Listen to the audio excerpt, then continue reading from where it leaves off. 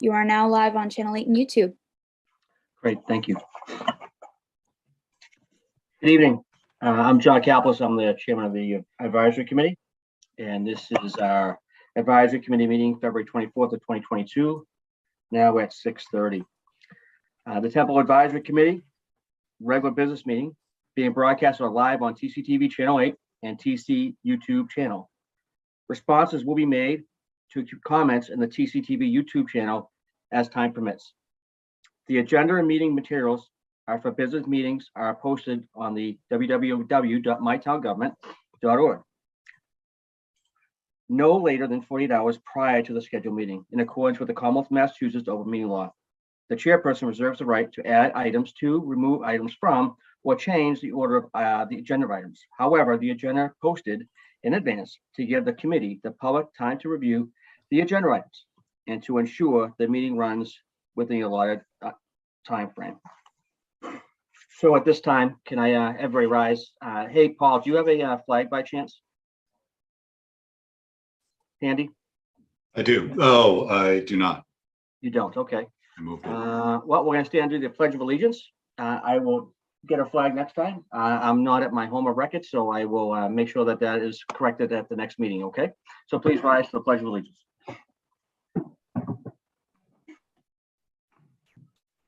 I pledge allegiance to the flag of the United States of America and to the republic for which it stands, one nation, under God, indivisible, with liberty and justice for all.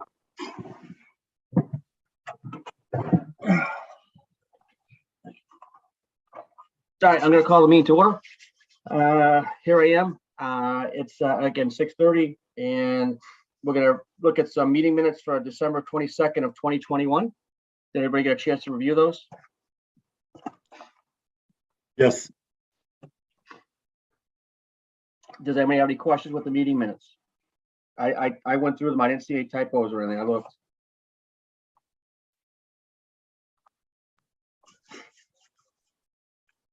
Everybody good with that? I'd like to make a motion to approve the meeting minutes as reviewed and approved as written. I'll second that. Okay, I have a motion and a second for the meeting minutes for December 22nd, 2021. Any other discussion?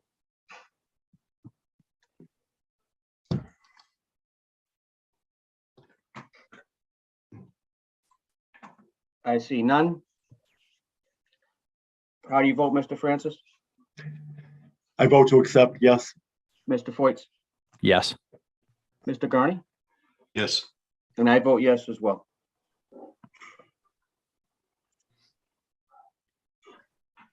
What's the motion for the January 27th of 2022 minutes? So moved. Second. Okay, I thank you in a second. Appreciate that. Any other further discussion concerning the January 27th, 2022 minutes?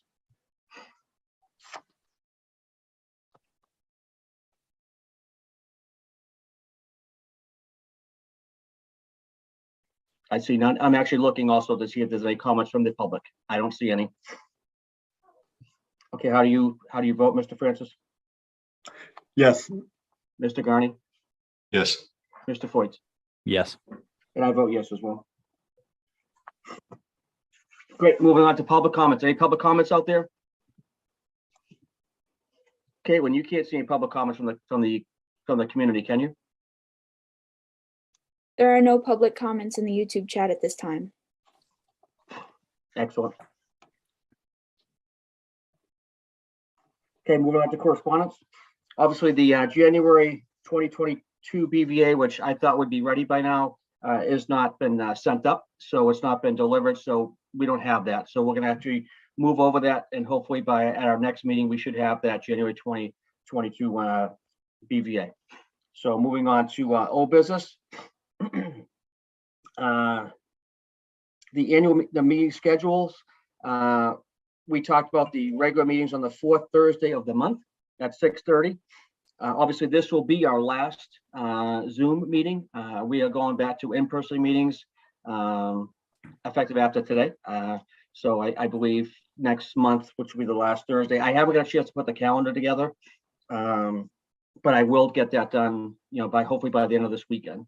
So it will effectively do for the March joint meetings with the Board of Selectmen, as well as our independent meetings on the fourth Thursday of each month at 6:30. Does anyone have any questions or issues with that? Or any comments? I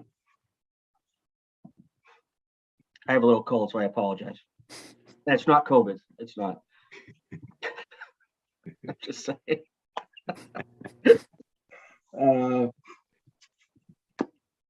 Any thoughts? Come on, please speak up. Forever hold your peace. No thoughts. I'm grateful that the committee has chosen to move the regular scheduled meetings on account of my calendar. So I appreciate that. Of course, we all have lives outside of this, and we really do appreciate, obviously, me personally, appreciate you coming back and helping out. I think it's a good endeavor for everybody. And I have to thank you personally too for the email last night. You were diligently working, but we'll talk about that in a second. I was very happy. Hey, Paul, anything from you? Nothing. Thank you, sir. Okay. No. I'm also all set with the fourth Thursday of the month. Okay.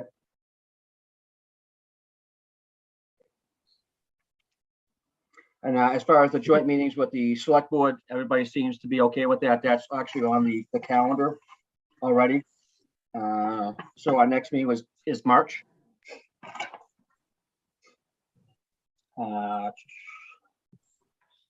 Is it March? I think it's March the 12th. Yeah. March 12th? March 12th, yes. Yeah, March 12th. So everybody's good with that. It's a Saturday, I believe. It's an Yes. all-day event. It's an all-day event. I apologize, but obviously, it really gets everything turning at that point when you get two of the board and the committee together, and actually versus the way it used to be, where it didn't work that well. So this is a better opportunity for both the organizations of the committee and the board, to get together and actually hear the presentations of why, when, and how they came up to their budgets for each of the subsets of the directors. So I'll make sure. So March 12th is the next joint meeting. Like I said, the next scheduled Templeton Advisory Committee meeting, I'm going to put the calendar together. So obviously it'll be the last Thursday of March. I don't have that in front of me right now, but it should be the 24th.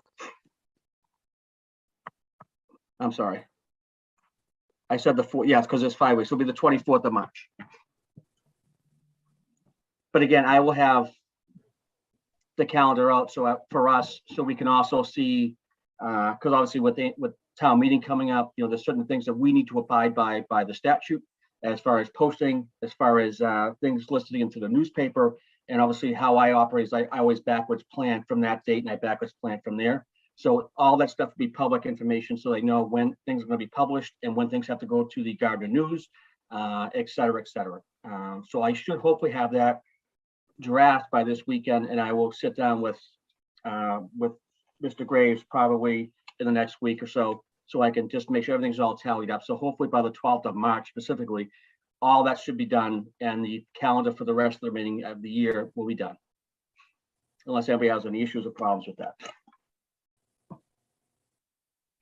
And obviously, if you see something that you want to add, or you want to discuss longer or more about, or we'll get more information on, I mean, please, especially when you get the BVAs and stuff like that, if you have specific questions like that I need to add to the agenda, just let me know. And obviously we can add those questions to the agenda, or add things to the agenda as needed.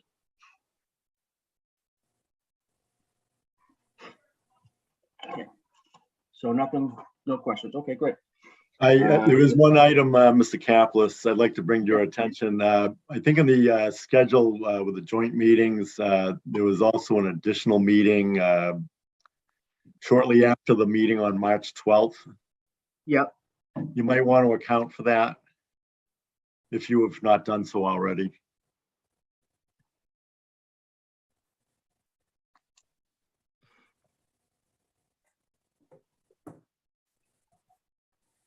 You said the other meeting besides March 12th, you said?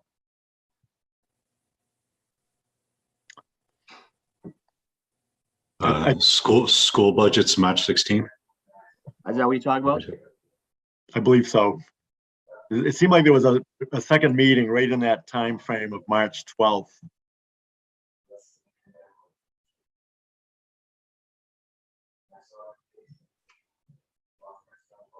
I got the Narragansett Regional School District, the board budget workshop. I'll figure it out. I'll let you guys know. Yeah, I just want to bring that to your attention. Yep. Ooh, Mr. Caplis? Yes. Yes. Thank you for jumping. So yes, the school budgets were slated to be presented on March 16th. But we already have ahead of time confirmation that Narragansett is going to present on March 9th in front of the select board. And then Monty Tech will present on their regular day on March 16th. So that's going to be so just so that the advisory committee is aware, each school committee and their superintendent will present on 2 different weeks for the select board. So just be aware of that.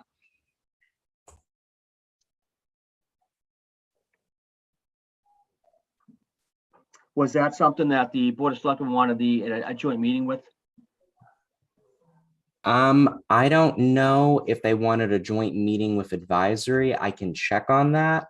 But just so that you're aware, if you are looking out for when they are going to present to the board, both Monty Tech and NRSD are on 2 different days now. NRSD on March 9th, Monty Tech on March 16th. I don't see why the BOS would want a joint meeting for those. I mean, the bill is the bill. You know what I mean? Unfortunately, that's what typically happens. I mean, the school presents a bill, and then we pay the bill. Obviously, if there's a discretion with the bill, obviously then there's some communication with the Board of Selectmen and the school committee and the superintendent. But there's really no interference as far as what the advisory can do, other than hopefully advise the people that, hey, it's a good budget, or no, it needs to be looked at again, something along those lines. But once we get the visibility of if you picked up your books, your budget books, which I was there today and I totally forgot to get mine myself, and I apologize. If you go to the town hall, you can pick up your budget books, and obviously once things will start being added. So like things could change. So like change 1 and change 2, things could be added to your book, but the town will give us the information that we need to, like, hey, replace this with change 1, here's the new page. And the school budget stuff, they will bring that stuff forward and say, here's your budget stuff for the school. You can add that to your book as well. So you have the full Monty of all the information that you need, and why the information was put together, and how the budget was actually made, and why it was made the way it was. It's kind of hooked on phonics. It's also should be out to the public as well. On the town's website, so even the public has full visibility and full transparency of where the taxation dollars actually have to go. Which makes even our job as the advisory committee, as the watchdog, we are the people that have to watch the budget to make sure that things are doing the right things, and we're putting the money where we need to put it to benefit the entire community, not just one or the other. So that, again, so March 9th, Narragansett Regional School District will brief, then on March 16th, Monty Tech will brief. Okay, excellent. Thank you for bringing that up, Mr. Francis.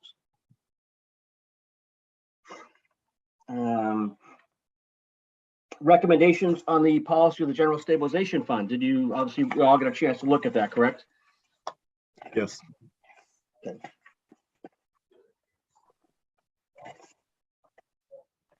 Now, they did a tremendous job. I mean, it's a really well-written document. And I definitely don't want to take anything away from the past advisory committee. But obviously my personal feelings, that's one thing, but it doesn't make any sense to me where you have a committee writing policy for a town. I think in some aspects, I think you can, but again, I don't think so. I mean, what's your interpretation, Cameron? I mean, I think reading the meeting minutes from the last meeting that we had, I think, we discussed that it doesn't make sense for us to do that. I think it's, you're absolutely right in that aspect. I mean, if anything, give our recommendation as to what we feel comfortable with as an advisory committee for, a general stabilization fund, because we are a safeguard to that. But at the same time, really our authority is limited to whether or not we can access that or not. And, as far as what they want to put in that account, I mean, that's up to them, but we can plead all we want, I guess. Right. And that's kind of my input on it. And I think that at least at this point in time, the town administrator, and the town administrator prior have done some good things for the general stabilization fund. And I think they've steered the Board of Selectmen correct. So as far as the policy concerned, it's not really our jurisdiction, I don't think, to give that sort of insight. Excellent. Mr. Garny, you have anything? No, I don't have anything. I agree.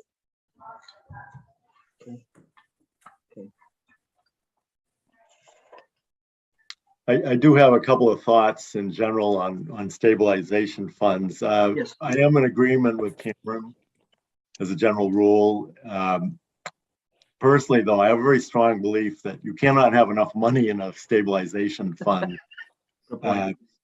And we're at, or we will be at just under 7%, which is not a bad number. I personally think that the bare minimum should be 10%. And the ideal number to me is 15%. And also, I think the way the funds are invested, maybe, rather than very conservatively investing that money, maybe a slice of it should be more aggressively invested. But that is also something that we all can only advise on. It's really up to the selectmen and the town administrator to act.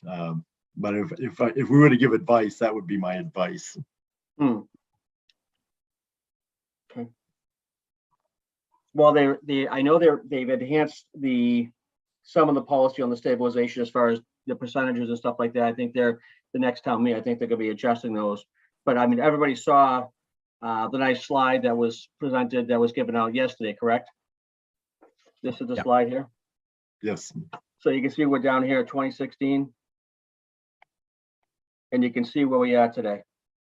So obviously, the tools that were put in the hands of the current select board and the town administrator, I mean, they're doing it. They're doing it. Of course, we can never have enough money. But I can recall back in 2016, we had nothing in our coffers. In fact, we had a $500,000 deficit. We haven't had free cash since 2012. I can go on and on and on. I mean, so this is like light years. When they first got their first bond rating, I believe that was in 2018, which was I believe was a AA. And now I think what are we now, just as an AC or something? What are we now? I'm not sure. That's not what I regularly do in the office, but I would Bond have to rating? double check with that. Yeah. We're at a AA3, I believe, or AA3? AA2. Yeah. Yeah. Nice. I mean, we go with, I think we have a Moody's rating.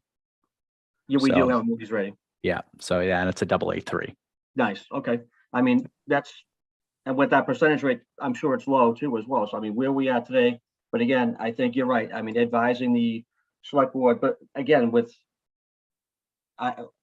it's like making sure the recommendations that we're going to provide are tangible and doable. I mean, I know they have I haven't seen the budget, so I really can't say too much as far as how I know they're level funding, but I don't know where the money's going. I don't know if they're adding people, taking people away, meaning personnel. I don't want to go into how that's going to work until I see the budget and see if they have strategic plans as far as long range and goal planning, as far as if they are adding personnel, how is that going to filter into the system, and what's their plan behind that to sustain that for at least 2 to 5 years. And with that being said, I mean, when you look at how things are spread across the board, and when you get your budget book, you'll see, and I have to look at the different percentages now, but I always want more money in there as well. Absolutely. I mean, that's how you secure not only the growth of the community and the stabilization of our community, but that's how we grow and prosper. And I mean, even now, from 2016 till now, I mean, when they talked about us in the State House back in 2016, it wasn't good.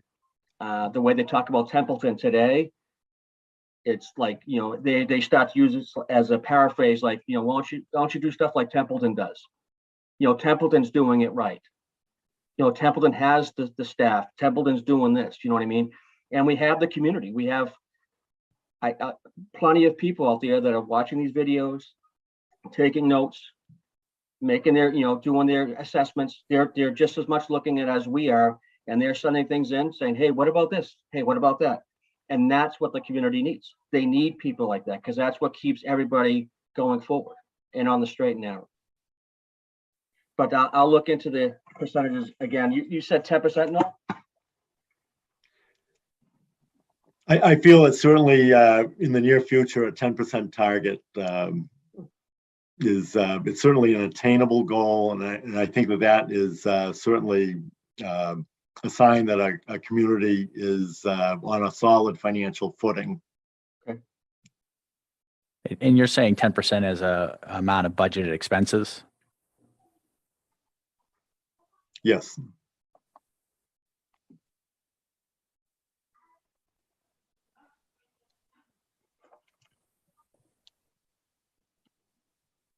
Yeah, 5 to 10% of the annual operating budget. Right. So obviously there's a gap between the 5 and 10%. I have to look at but again, this has to also marry up with the management policies as well, because they have to follow those management policies. That's why I really got confused. It was a great document. I'm not downgrading the document at all. I want to make myself pretty clear and perfectly clear on that. I think the past chair did an awesome job. It was well written, but I want to make sure it marries up with the management policies that are in place right now that they're following, and they're putting the money, the revenues, as well as the stabilization percentages into play like they're supposed to be. And I know they did increase those from where they were. I think when we first started, it was like 2%. It was something small, because we had to have some growth. And obviously those policies could be changed based on the Board of Selectmen and based on the growth of the community, based on new growth of the community, because obviously we're very conservative. I think it's not what 80,000 this year as far as new growth based on the paperwork, the pre-paperwork that I received the other day. That's huge. But again, if you look at what the actual new growth was, you know, I mean, it was more than 80,000, you know, but you'll see that in the budget books. But how conservative we are, making sure that we stay level funded. But again, meeting the goal of a potential between that 5 and 10% margin based on the financial management policies. And this policy, you know, should marry up with that. And all these documents are also online as well, just so people out there can know that they were uploaded as well. All right, And I think currently right now great. we're at $20 million of total budgeted expenses, including the school district. And I think right now we're at 1.5 million for stabilization, give or take. So, I mean, 10% would be $2 million. So we're at a 7.5% for a stabilization fund. And I think that's been a steady increase. And to your point, Mr. Francis, I mean, 10% is a good number to have when times are good, right? And then when times are bad, you use that stabilization fund to avoid layoffs and budget cuts. And then, you know, you ebb and flow with that cycle, build it when times are good and use it when times are bad. And so 10% is something, at least $2 million in there stretched out over 5 years. If we were to use that in bad times, I mean, it's something, I mean, that's bodies, that's people, that's quality of life for the town of Templeton. So it is very important to maintain at least, I would say, in that target range. But we're at 7.5 now, which is great.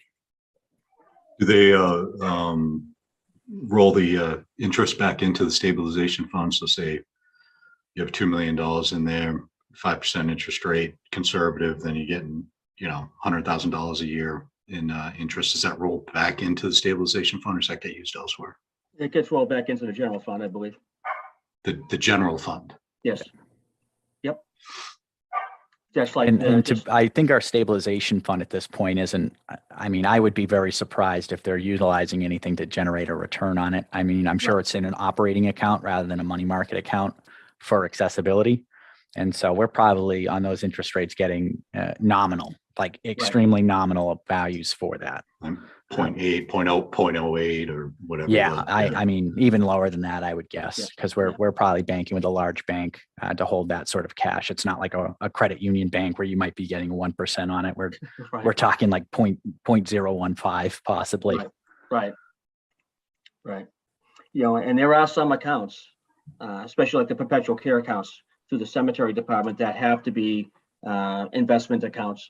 I'm not sure. I mean, I'm still reading up on this as well. I've done a lot of reading since, you know, my past jobs on how budget's supposed to go, how the operating budget's supposed to, how the ebb and flow of the tide of the budget. So like it's like a living, breathing document. You know what I mean? That's pretty much what it looks like. It's like a living, breathing document, and it changes. And obviously, meaning it changes like at town meeting when the people vote for it. Then it changes at, you know, special town meeting, or, you know, it's an ebbs and flows, as we witnessed last night at the joint meeting, that you knew that it started with at one budget level, then it went to a different budget from annual town meeting to the special town meeting. So it does flow, and obviously in the benefit of the community and the benefit of the town and the services that they provide. And we provide a lot of services. I mean, and people don't understand the fact of what services we provide. And I'm trying to do an outline right now to outline like all the services, you know, like the highway services, the fire services, the ambulance services, which are paramedic level services, you know, the police services, which are huge, the dispatch, which are 24/7, which is kind of like the hub of the town. Like everybody calls dispatch. Like if it's a highway issue in the middle of the night, or if it's a water issue, if it's a sewer issue, they're like the hub. I mean, how important that is. How important, you know, the community service center is, or the elder services, you know, how important that service is for the community. You know, the school services that we provide here, our schools are top notch. You know, all that stuff unfortunately costs money, and the majority of the money that goes primarily is people. And like Cameron said, I mean, that's the bloodline of the community, is how we take care of the employees and the staff, and how they take care of the people that live in this community. And I'm a huge supporter of that. And I'm a huge supporter of the people, and I'm a huge supporter of the staff. That, I mean, I say it all the time. I mean, the job that these guys and girls do, it's tremendous. It's absolutely tremendous. I mean, people, I've never seen it like this. I mean, it's unmentionable, the amount of work that these people do for the amount of dollars that they receive. I mean, I'm sure that when you see the budget books, you can actually see like what people make, and it's really, you know, it's really challenging. What do you think, Kim? What do I think? Yeah. I mean, I have. I've gone through it with you. I remember when we did Prop 2.5 for the firefighters and service members, and you know, again, bringing it back to the point of the stabilization fund, it's people in this town and have dedicated a lot of their time, their efforts, and some of them volunteered time, like myself and like everybody here, you know, to make Templeton a better place. And so a lot of these people that work for the town of Templeton, it's pretty apparent when you look at the budgets, they don't do it for the money. And so I think for a community like Templeton, it's the stabilization fund is critical for maintaining those services if ever need be an economic downturn. And we see, you know, like what we saw after the 2008 financial disaster and some of the flight, or even some of the industries that we've lost over time, right? Right. But I think, you know, spinning that up to the point is the stabilization fund is only going to take us so far, right? I mean, it's if we're not putting money in there or growing new revenue sources or growing, you know, the town as a whole. I mean, inflation's all over the news today, but we'll pretend that it's normal. At 3%, if we're not growing our revenues by 3% every year, we're technically losing money, because all of our services, all of our costs, I mean, we negotiate these collective bargaining arrangements at 3% or more for, you know, an increase. Healthcare costs go up, OPEB liabilities are going up. So it's important for us as a community to maintain the services that we have to attract either new businesses or residents here that want to, you know, live in a community like Templeton. So the stabilization fund, it's a great tool, but at the same time, it's really maintaining, I think, the employees here at Templeton that make it a great town, and preserving what we have in Templeton as a community. Well said. Well said. Anybody else have any comments? I'm all set. I make a recommendation at this point to push this current stabilization policy in front of the Board of Selectmen, the Select Board for them to hopefully adopt it as a policy for the town. So moved. Second. Okay, thank you. Any other discussion?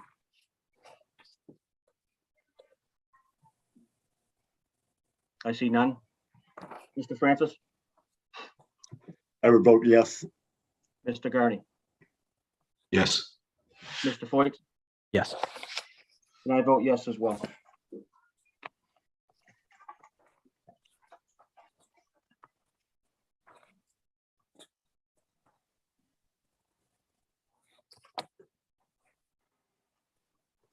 Okay, I want to, going into new business, discuss the joint meeting with the select board for FY23 budget, which happened last night.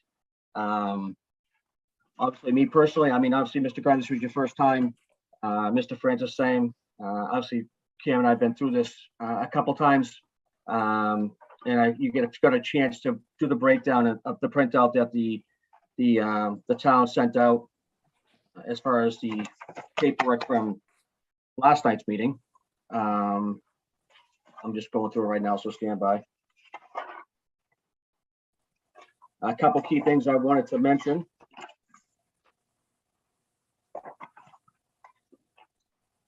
Was the levy base went up, which that's huge. I've been in and out of town business for a while, and I've never seen it go up. Cam, have you ever seen it go up?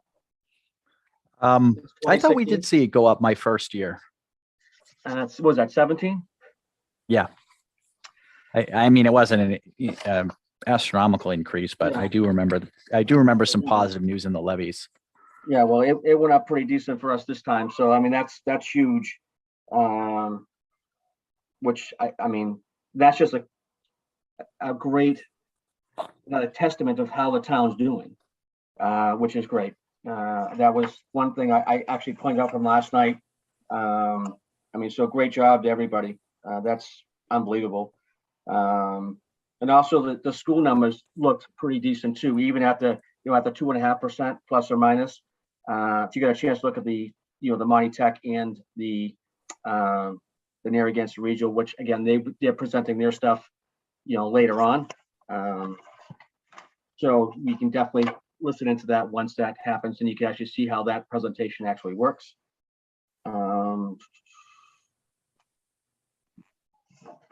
Does anybody have any questions about last night's meeting at all? One I of mean, the things, I have, go ahead, Mr. Francis.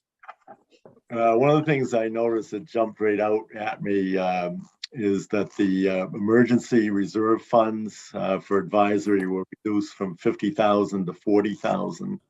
Yep. And I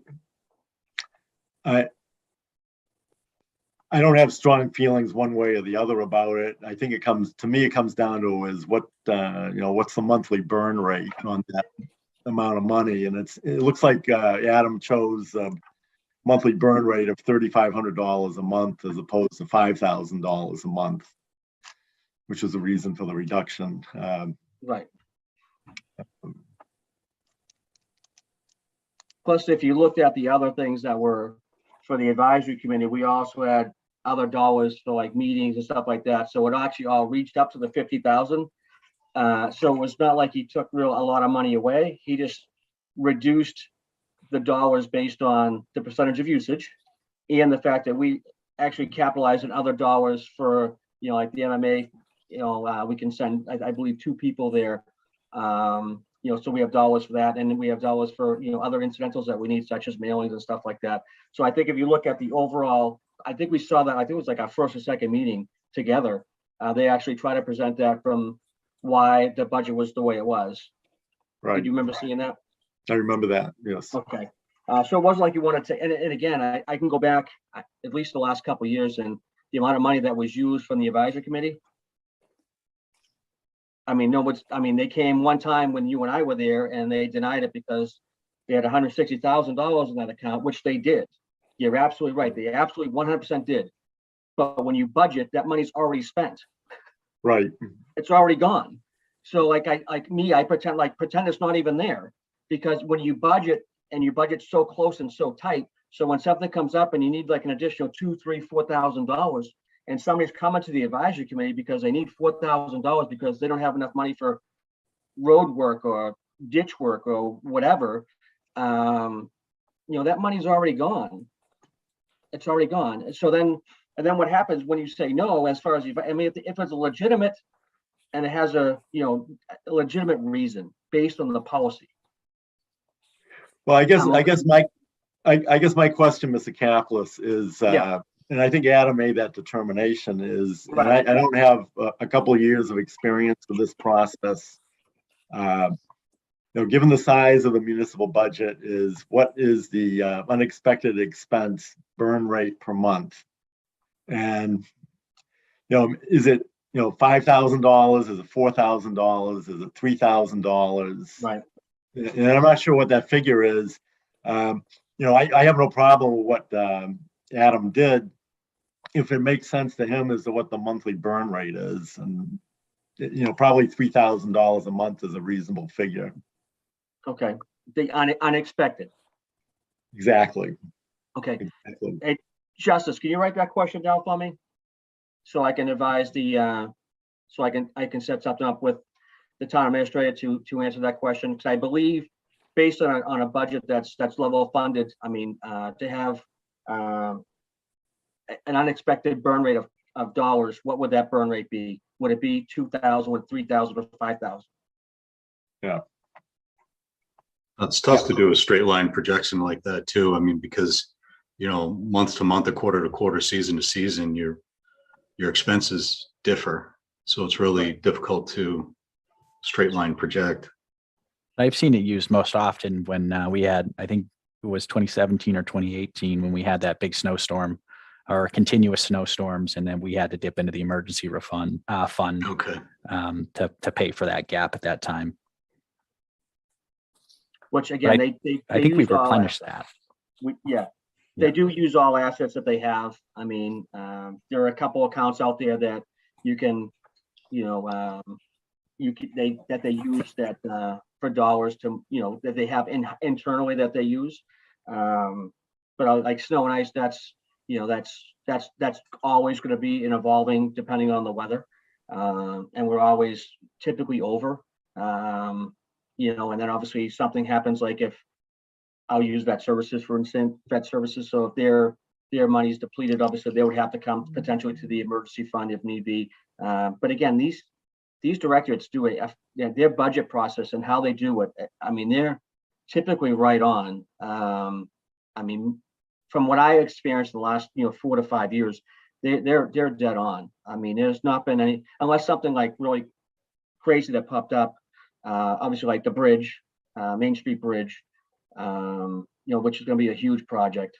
And that is going to be a question I'm going to have too, by the way, just so the group understands going forward, is I'm going to, because obviously the federal government is pushing out a ton of money to Massachusetts on bridges and stuff like that, even though I know it's our bridge, but I'm going to see if there's any type of grants out there or any type of other things that we can look at in order to advise the town to say, hey, we might need to look at this instead, versus using, millions of dollars that it's going to take to fix that bridge. Off topic, I apologize. I think my whole point in raising this is I just don't want to see Adam get caught short. I don't know what the monthly burn rate or what the right number is, but I just think that Adam, you want to give him, you want to give him some leeway and, make sure that he's not caught short, especially at the end of a budget year.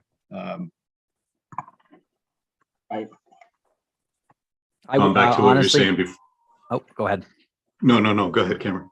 Honestly, I would be shocked if he didn't get caught with his pants down at some point through this budget process. This is one of his first ones. I think this is his second one. Yeah, and it's just the nature of the beast, right? Is that these things happen, and even with Mr. Terenzini when he did it, there's always something that pops up unforeseen. And I think at this point, it's a reasonable estimate. I think with cutting that emergency fund down $10,000, because we are level funded. We are at a good point in our emergency fund levels at this point. And I think with the decision that he had to make, trying to keep a level funded budget year over year with escalator costs at 3% or inflation at 3%. And again, fuel and everything else that we've seen gone up, the money had to come from somewhere. And I think that with what I saw in the revenue projections that we had, I mean, they're grossly understated for revenue projections. I think we're like 2 million under what we would expect for receipts. So we'll probably have some pretty good cash flow coming up, certified free cash that would come up after the fiscal close as well, that we would probably allocate in the fall town meeting. So I think there's enough leeway as far as it's concerned with the $10,000 and with what we have in revenue and receipts, that I don't think anything, unless it's unforeseeable, absolute catastrophe. I don't think the $10,000 from the emergency fund is going to really do too much that we wouldn't be able to catch ourselves from backsliding. Okay, as I said, I want to make that point, and if you're comfortable with that, and I understand where you're coming from. Yeah, it's really just, I think at the end of the day that it's tough because I work for a corporation and I do all the budgeting and forecasting, right? So for me, the budget process is a lot different, where it's, we set the budget and then we blow the budget out by the end of the year, but our revenue went up, 30%, and it's okay, everything's good. But here we have to stick to those budgets. So when we set the budgets, we can't really change anything, and it's that way. And, you can't blow the budget out even if it's for a good reason, right? So for us, it's when we make these changes and do this, that's why we have the special town meeting in the fall, is because we try to plan as best we can and we try to set the budgets as best we can. But, there's always something that will catch us down. And that's why, I'm not knocking Adam about being caught with his pants down. It's just, it happens to everybody every year, every time. And that's why we had those special town meetings in the fall. So I don't think the $10,000 is going to do too much. Thanks, Cam. Thank you. I will still draft that question to the town administrator, Noel, okay? Just so we'll have a specific answer on the dollar and the burn rate. Thank you. Okay, but also have you had an opportunity to pick up your budget book yet? If not, it's at town hall. Please go pick it up. It's 300 some odd pages. I picked it up and read it. Oh, great. And that will grow a little bit. Hey, listen, that's going to grow. Yeah. Changes will happen between now and then. Things will be added as well. So you're probably going to look at probably a 425, 430 book by the time we're done. But also know that when back in the day, when what we started was, if somebody needed to increase their budget line for whatever reason, I'll use the fire department. They needed to increase their budget line for whatever reason. They had to show the reason why. They just couldn't come in and say, well, we wanted to raise it by 2.5% because we wanted to raise it by 2.5%. No, it doesn't work that way. They had to say, well, we wanted to raise it by 2% because we needed to add these costs in. So you have paperwork behind explaining why those costs have to go up. And when you start reading it, you'll see that the reason why, especially when you start getting into directorate's budgets behind what they want to increase from last year to this year and why it's increasing, they have to show why they have to increase it. And I think that's not only good for us as the advisory committee, but that's also good for the people, so that the residents can actually see, they're like, well, they're not just pulling numbers, out of their fifth point of contact. They're actually doing the job, so they can actually have a budget that's able to sustain itself over the course of the year, of the fiscal year, which I think is great. So any other questions about last night's meeting or any other concerns? I mean, obviously, you all heard that the ambulance receipts are going on on a warrant article. Have you any questions with that, why that's happening? Okay, I mean, obviously, the ambulance receipts used to go to the general fund, but earmarked for the fire department was kind of I didn't understand it, but I thought it was, the past, I think the town administrator in the past, he thought that was like the best avenue of approach, based on the revenues that were coming in to help offset the ambulance. So now we're actually making it, well, hopefully if it gets, voted on and approved, they'll make their own account for the ambulance receipts to go into this one account for the ambulance, and the turnaround from that will be from the ambulance for the ambulance. Even though went to the general fund, it was still for the ambulance. I want to make that clear. I mean, people are like, it went to the general fund, so everybody got to spend it. I'm like, no. I mean, just because it goes to the general fund, we still have line items and lines that earmark those cash volumes for specific things, such as ambulance receipts. But this is, like Jeff said last night, Mr. Bennett, this is the first time that this has been like this since I think 2016 or 2017. So this is a good thing. Mr. Chairman, I'll be honest, I actually don't agree with the approach to split it out. Right.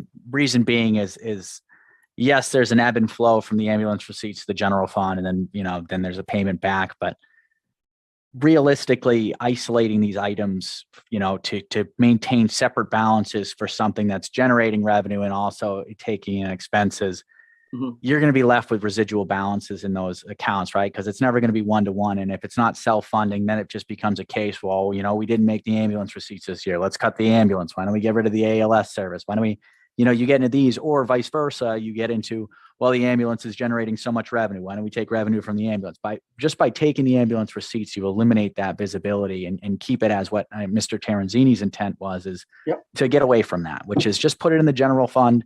It's in a general operating account. You use the funds, but you're budgeting for it, because the line item allocation will not allow us to, use those funds for whatever. It's like excise tax. It's supposed to go to the roads in town. But does it go to the roads and towns or gasoline tax? No, it doesn't, right? It gets put into a general fund at the state, and then they budget money for the roads, right? But you can never tie them one-to-one, and you don't ever want to do that, because if one year everybody, we have an excess of whatever Chapter 90 funds that we can attribute back to gas taxes, and then they increase the gas taxes, does that mean our roads are going to get better? No, but if they busted it out like that, then all of a sudden people would be hounding them, and then you get into this whole debate, well, why is our gas tax so high, this, that, and the other stuff. So by just putting it into a general fund, I think you eliminate some of that scrutiny, if you will, that doesn't really need to be there, right? Because everybody thinks they can captain a ship, but until they're behind the wheel, can they really captain it? Right. No, I got you loud and clear. Obviously, I can go either way myself personally, because I agree with what you're saying, Kim, and also I agree with what I believe the chief is looking at as well, because he's trying to captain his ship, and how do I captain it the right way to do the right thing? Noel, did you have a question? No, I understand the issue. Loud and clear. Paul, you have anything?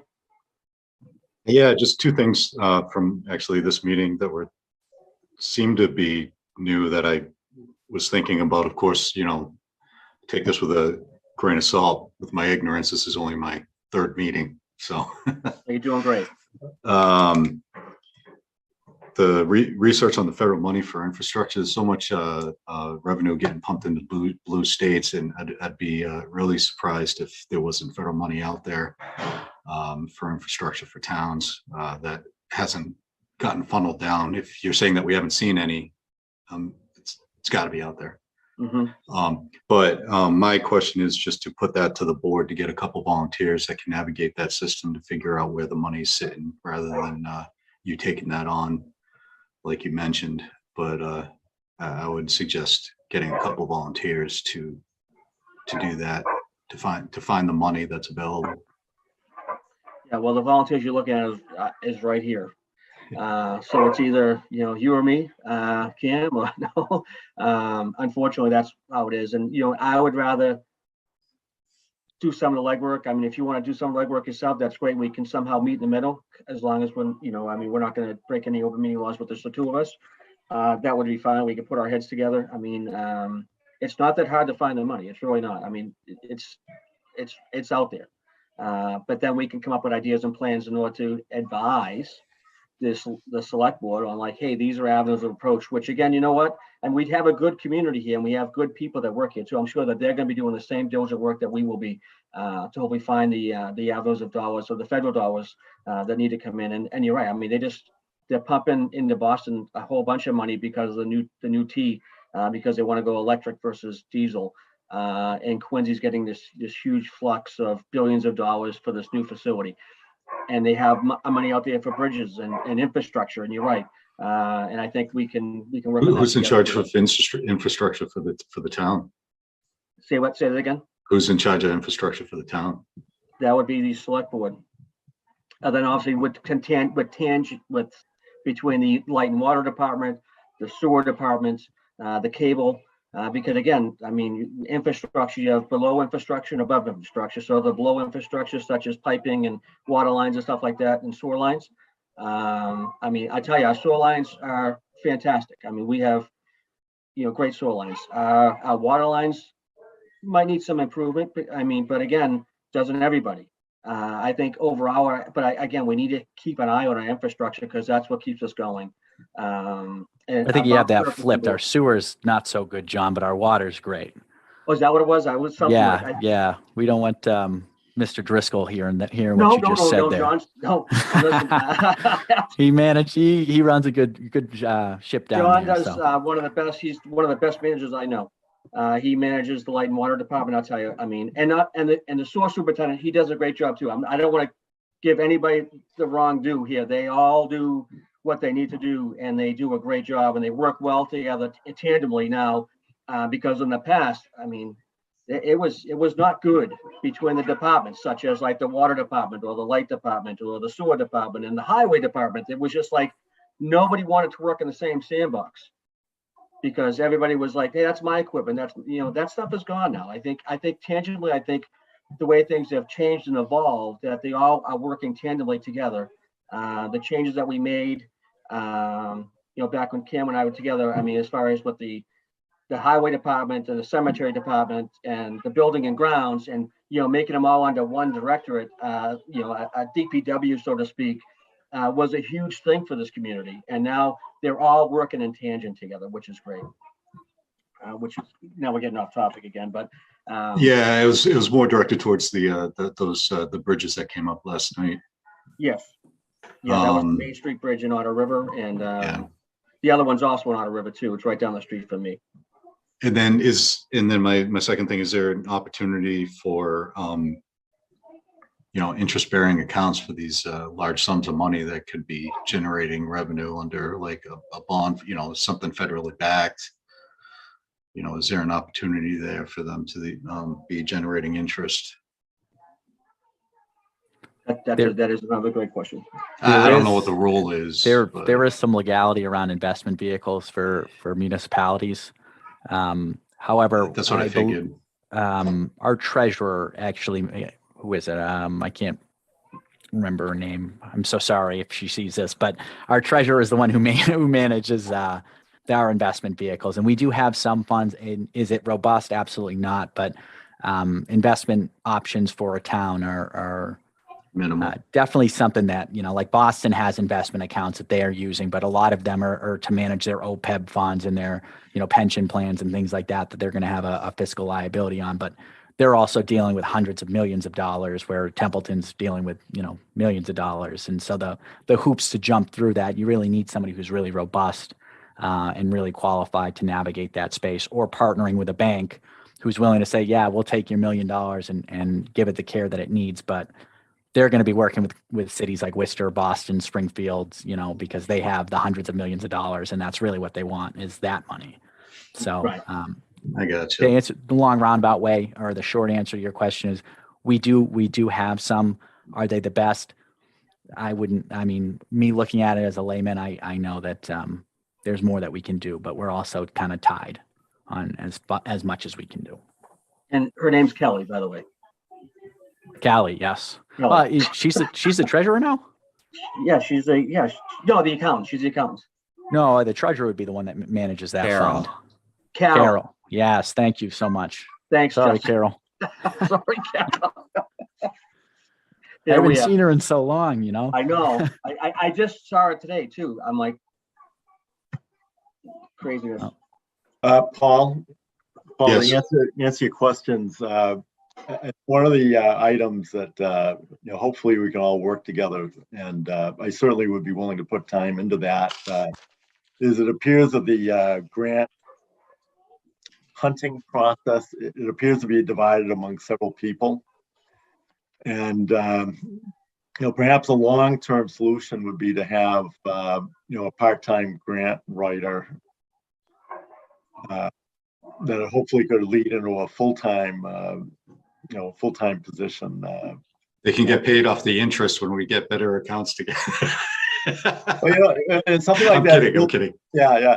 Something like that's a real tough sell at town meeting because, you're advocating monies to pay a salary where you might not receive the return 4 or 5 years down the road. Right. So it becomes a tough sell. But I do think that the town is getting big enough where, perhaps, there can be some kind of a,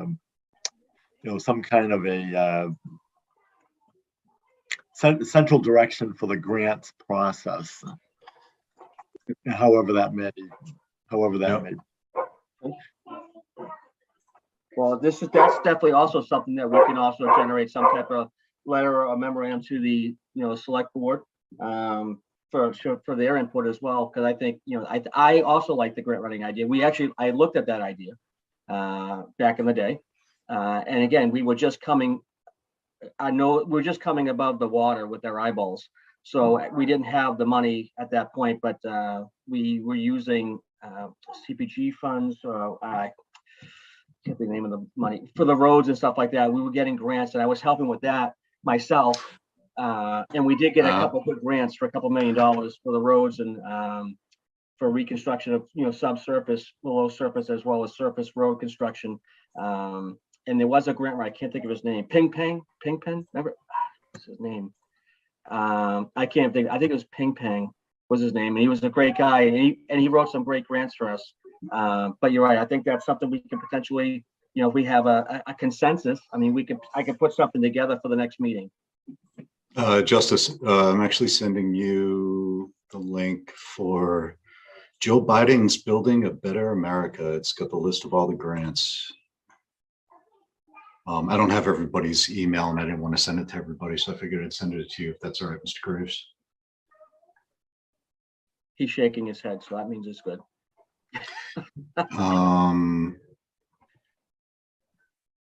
And again, the town may have already seen this. People in the town they already know about it. I have no idea. I think the Board of Selectmen are working on that issue.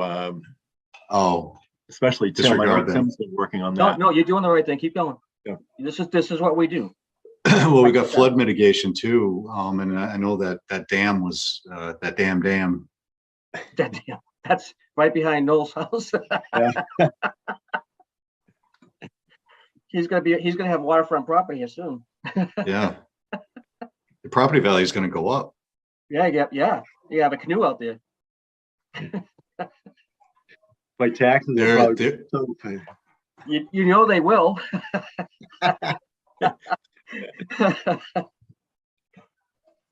Excellent. Thanks, Paul. Anything else? No. Okay. The last thing I want to go over is the Templeton city and town comparisons. Obviously, you already saw what I had last night, which again, like I said, 95% of that was all the work that my predecessor, Mr. Spring, did, which was a great job. I keep telling him, I give him the kudos that he deserves because he did a great job. Now I have to give kudos to Mr. Foyts because he must have worked late last night after we got out of our meeting.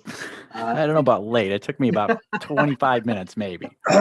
I do that for a living, John, as I prepare financials. So, well, this was, it's 3 pages now versus the 1 page, which again, I'm okay with as well. I'm going to make sure that the select will be okay with it as well. And this will be, I don't know if you guys, Chester, do you send this out to the other members today? What I sent you today? I did not send it out to the other members because it was not on your agenda for this meeting for discussion purposes. So I didn't think it was a good idea. No, I understand. I'm just bringing up because I think he did a great job, and I think I'm going to put this on our next meeting, which is going to be with the joint meeting with the Board of Selectmen again, Select Board. And I'm going through it right now to see if there's like some things that we can potentially take off. Not, again, I want to talk to Kim. We can talk on the phone about this first. Just to So the reason why I threw all that information on there and sent it over to you, John, was because, there is obviously some fat on that document, and I can share my screen just to kind of show you guys what it is. We did talk about it at the joint meeting yesterday, so it is acceptable to talk about it today for sure. Yes. Let me pull up. I think I can share my screen on here. I'm not sure who manages this, but TCT, Kate, when you on? Mr. Fortes can share. okay, awesome. Thank you. All right, let Give you the me. power. See? Okay.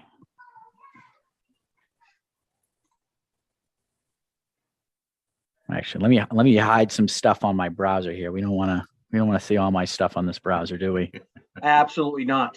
All my secrets. Put your pop-up locker on off. No, I Yeah. have some I have some work tabs open that it's Don't want any confidential. funny So. emails any funny Yeah, emails work- popping up. He's like work tab. How many times does that happen to you during a presentation at work, right? No, Get these- never. No, I never get any Never? funny emails. No, only bad emails. Oh, A couple my- times I've had some emails pop through with a funny subject. Yep, delete. Yeah. I think, yeah, this is the one that I want. All right. Sorry, I had to fumble around with that. That's okay. All right, let me know when you guys can see it. I got it. Got it. I got it. Okay. And you guys aren't seeing the window here with all your faces on it, are you? Or just the document? Faces are on the right. Yeah, faces on the right. We Okay. can see most of the document though. Okay. So what we have here is I took that document because it was like long and it was multiple columns, and I just flipped it and turned it into kind of a top down for financial view. I know there was questions kind of yesterday about, the differences between the municipalities and call outs for certain areas like Shirley or Williamstown.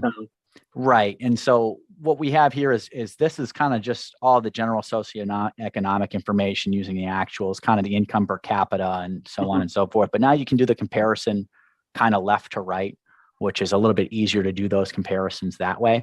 Mhm. So when you're looking at this, this is just kind of the sample setting of I believe who Will Spring used to pull this information from or to make his population selection.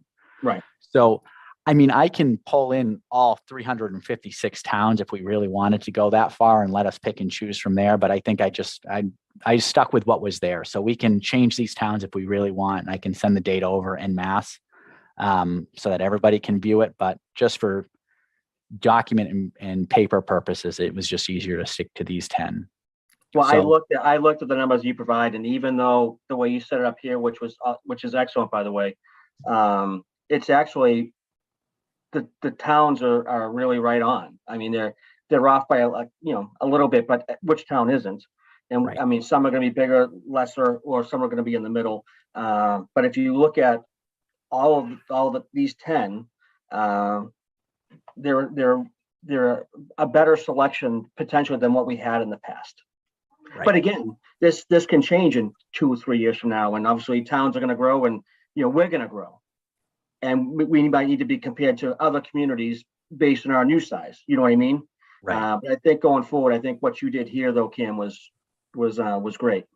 Yeah, and this is pretty standard for kind of financial analysis or even just analysis of multiple things, right? You just look at it and you can see kind of left to right. And so kind of looking at the values by class, this is just the assessed values of each different space. And so some of the call outs that you'll see here really, one of the metrics that I really liked here was this, the real residential value as a percentage of the total value. So you can kind of see where Templeton falls in line with some of these other places where Upton's mostly residential.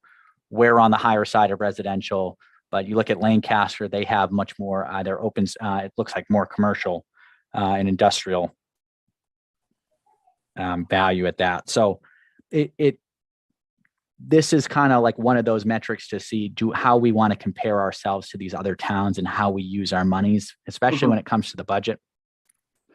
But then we get into the revenue by source section here, and this is some of the stuff that comes up where Sterling or Shirley has other revenue that they're getting, or even their enterprise and CPA funds, right? So when we look at their total budgets, or for their revenue budgets, we can see that some of these items, and we can look at Williamstown, they're receiving more money than we do for CPA and enterprise funds at 3.4 million, and they're also getting other revenue at 1.4 million, 1.5 million. And that's But- probably from the school. Right. and then you also see where we have other revenue generated, and I believe that's something to do with Templeton Light and Water. I'm not entirely sure what that other revenue is. That was something that maybe Adam can speak to as to what we're listing that as, or what the DOR is recognizing that as. But so there is some puts and takes that we're going to see kind of in the the revenue section. But that's why I included a lot of this, and we can kind of see, as a percentage on these ones as well. Right. And then we get into the tax by class. This is a breakdown of all the rates, not just residential, which what we were seeing, but also kind of our industrial rates. And so our industrial tax rate is fairly high compared to these other towns. And yet we have, there's always this talk about, the paper mills. When paper mills were in Templeton, this town was great and fantastic. But now we have a tax rate that is that high for our community. And it's no wonder why we don't have people knocking on our doors to come, move into Templeton. But that's a conversation. Do we want to preserve the residential nature that we have of this place, or do we want to turn it into Detroit, right? And that's what these tax rates do. I think that's where you're looking at like Athol versus Phillipston, Templeton versus say Gardner. Right. Right. When there's it's nice to live in a town that you're 4 miles to Starbucks, but you're in a town that doesn't have the Starbucks. Right. Exactly. Yeah. But we can't have it both ways, right? If we look at our residential tax rate, we're really low on our residential tax rate, but we're higher on our industrial tax rate, right? So what that does is if you think about it in a socioeconomic way, I mean, people come to Templeton and they own large swaths of land, and that's kind of what that residential tax rate does. It hurts your tax base because you just have large properties where people can afford to pay the residential tax rate or the property tax rate. And then, conversely, when your industrial tax rate's that high, it forces some of these companies to, look elsewhere. So low tax rate. This is really interesting. We are upside down. Yeah. Right. And so it begs the question, I think, in the long run, what do we want to see Templeton in as the future? Obviously, nobody wants to pay taxes, but if nobody wants to pay taxes, then we don't have the services to provide, right? And so then you get into the whole, we need to fund the school system for, all the residents of Templeton because we don't have, anything else going for us, right? Or this, that, and all these conversations. But I really like this section of tax by class because it gives you an idea of where our priorities are as a community and maybe where we want to head in the future. And so levy by capacity, I think this is another good one that there was a section on there that we had kind of off to the right of the previous file. But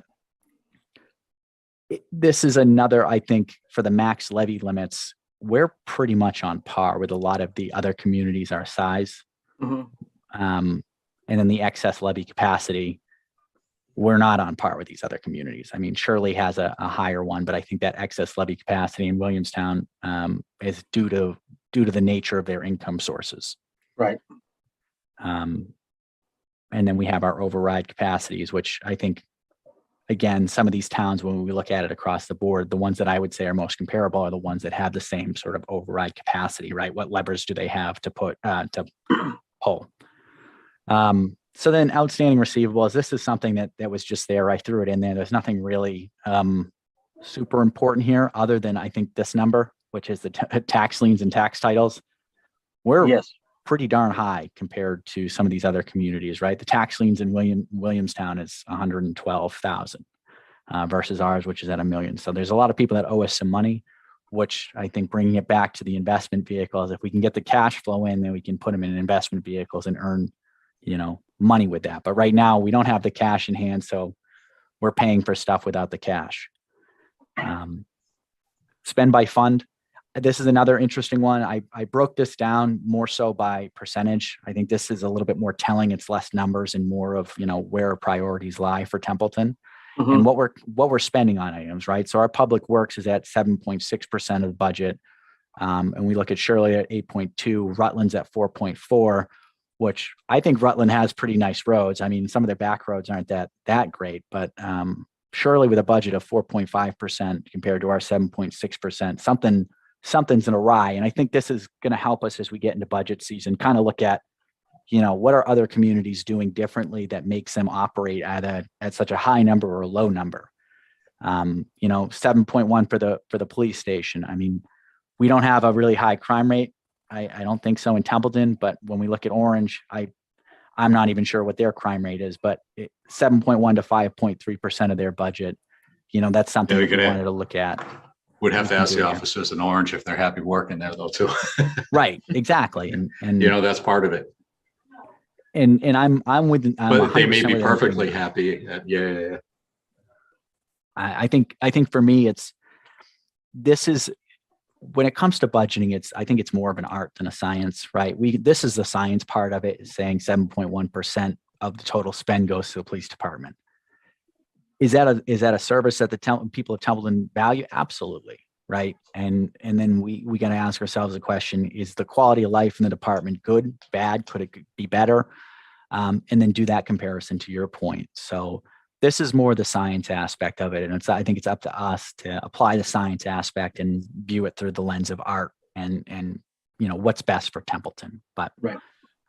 I would like to bring up that from what I've been hearing, from John and you guys about how the town has done in the past to today, when when this kind of data is getting gleaned and you're really getting into the weeds like this, I think it's a testament to how well the town is doing in other aspects, that you're able to actually look at these things and start to fix all these things that this is like genius, Cameron, what you did on how you did the on how you laid it out in a different way to be able to see and then do the comparisons and stuff like that. But when you're actually able to look at this stuff, that means everything else is going pretty well.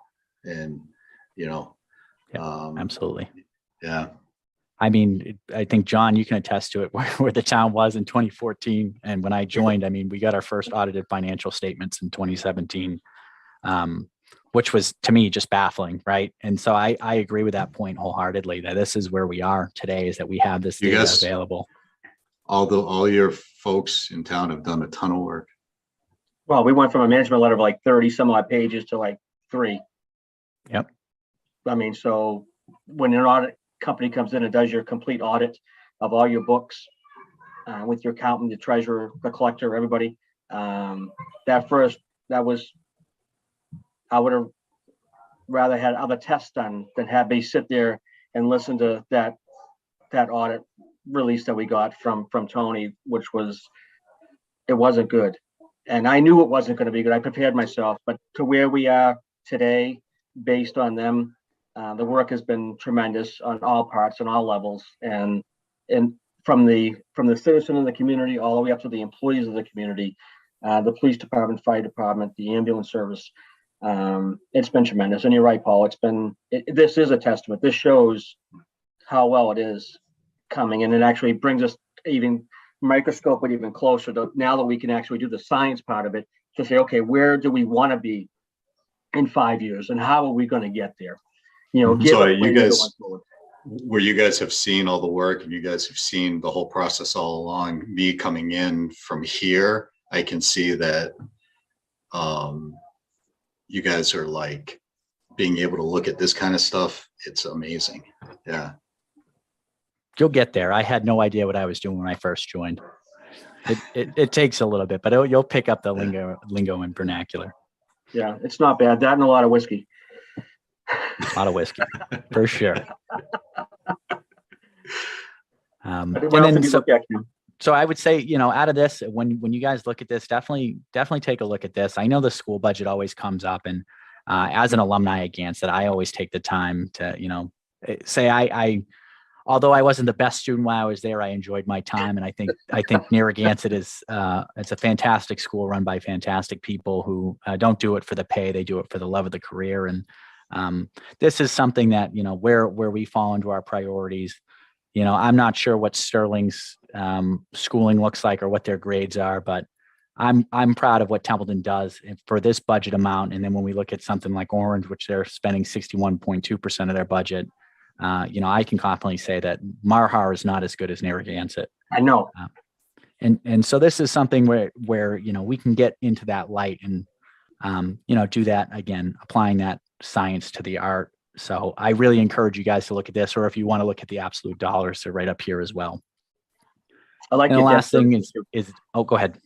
No, I liked how you put the debt service in here.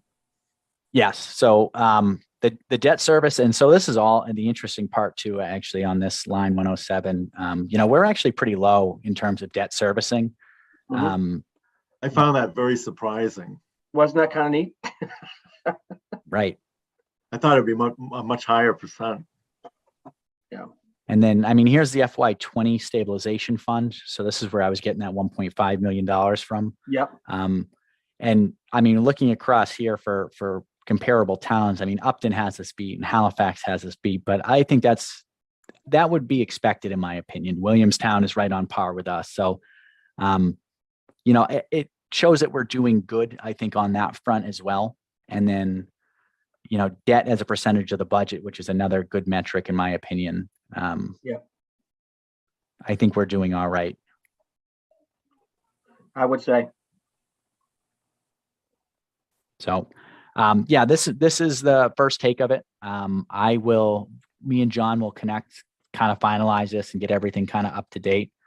Make sure that we have included the relevant fields, or if we need to change any of this stuff. But I just wanted to give you guys kind of an idea of where this is going and what you can expect.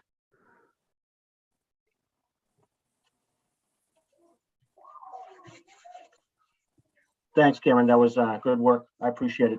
And obviously utilizing you, I think, as an asset is going to be key for me.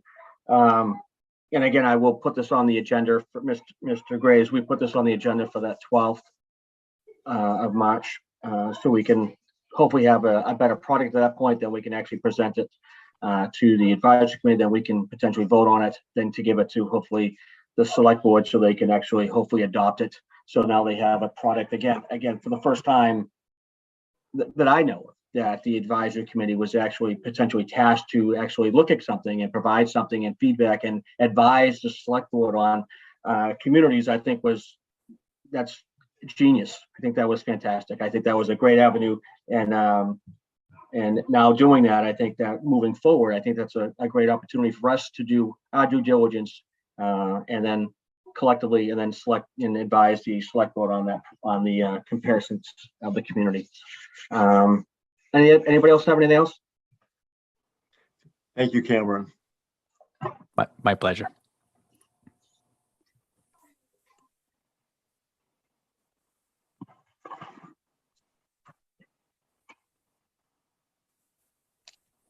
Okay, we'll go to member comments. Again, I think I've said enough. I think we're moving in the right direction. I want to again put my thanks out there to Paul and to Cameron, and to you, Noel. I think it's collectively. I think, and obviously I want to grow, so I want to hopefully get some more members up until it get 5, hopefully until the select board potentially looks at the bylaws concerning the advisory committee and obviously moves us in the right direction going forward to utilize us in the way that we should be utilized, and for us to be independently known and help the community and give this select board the information that they need to move forward as well. But member comments for Noel, you have any comments? No comments. Cameron? I just want to thank you guys for attending and actually being here. I know it's kind of tight where, absences are going to really shut us down for quorums and things like that. So I just want to say thank you for taking the time and because I set up time, I take time to be here and allocate some of those times. So at the last minute, no shows or anything like that would be a bummer. So I really appreciate you guys making that sacrifice as well and being here so we can have a quorum and not waste anybody's time. So thanks. Appreciate it. Paul? No comment. Wow, really? It's unusual for you. I talked a lot tonight. I'm sorry. I know, you really do. Well, remember, we all have to travel well, remember? Travel from the east. All right, at this time. Are you traveling, man? I think 3 of us are. At this time, I'll entertain a motion, Roger. I'll entertain a motion to adjourn. So move. Second. Great. Cameron, Yes. Paul, Yes. no? Yes, And I vote yes as well. And again, as a public notice, we do have at least 2 openings as it stands right now on the advisory committee. So please send in your notification if you want to join or come and spend some quality time with us. Please come see Holly in the Board of Selectmen office, put your application or your notice in for wanting to join the advisory committee. And I'm sure that some, Mr. Chairman, point of order. yes, We just motioned and seconded and voted on closing the Yes. meeting. yeah, And, we did. and you're not closing the meeting. I'm closing it right now. I just want to make sure that people know that we're open for more people. So come on and join us. At this point, the meeting is adjourned.